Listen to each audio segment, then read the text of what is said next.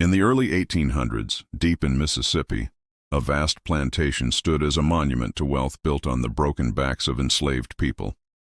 Among them was a woman named Annalise. Unlike others, she carried a secret from her African ancestors.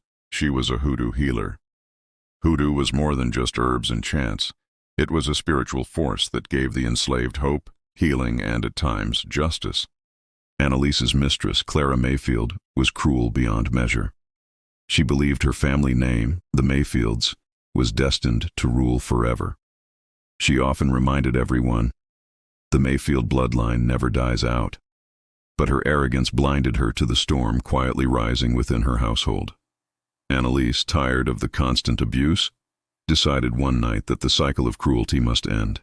Under the cover of darkness, she gathered swamp water, rare roots, and whispered ancient words carried through generations. Her voice rose into the night. As long as the Mayfield blood runs, it shall know sorrow. No heir shall live to see the dawn of peace. It wasn't merely a curse. It was the cry of a broken soul demanding justice. At first nothing seemed different, but soon tragedy struck. Clara's eldest son fell ill with a burning fever and died within days.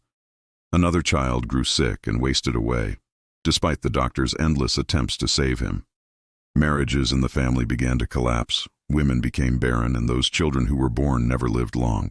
The Mayfield name, once proud, became haunted by whispers of misfortune. Clara grew desperate. She summoned doctors, priests, and even traveling healers, but nothing could break the chain of sorrow. One night, trembling with rage and fear, she dragged Annalise before her and screamed, "What did you do to my family? Why are we cursed?"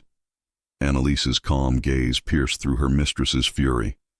"The curse is not mine, mistress," she said firmly. "It is yours.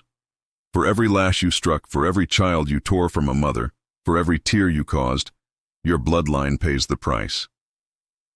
Clara's face turned pale.